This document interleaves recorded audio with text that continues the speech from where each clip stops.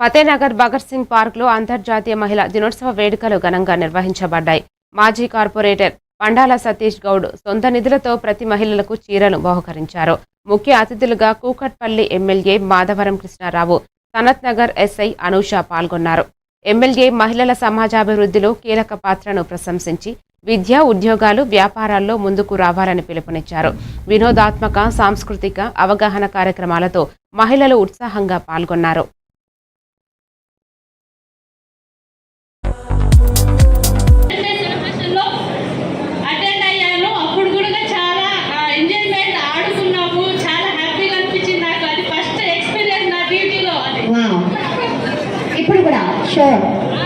దాంతో పాటు ఇప్పుడు కూడా నాకు ఇన్వైట్ చేసినందుకు అందరికీ థ్యాంక్ యూ.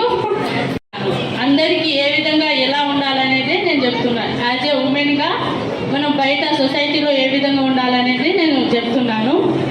మీరు మహిళలని భయపడాల్సిన అవసరం లేదు. ఏ చిన్న ఇష్యూ ఉన్నా మీరు మీ డిగ్నిటీ కోల్పోకుండా, అంటే కొంతమంది అంటారు ఎక్కడ ఎవరు ఏమనుకుంటారో ఏమోనని, నా గురించి పొరుగు వాళ్ళు ఏమనుకుంటారో, నా ఇజ్జత్ ఏ పోతుందో అన్నట్టు బాధపడాల్సిన అవసరం లేదు.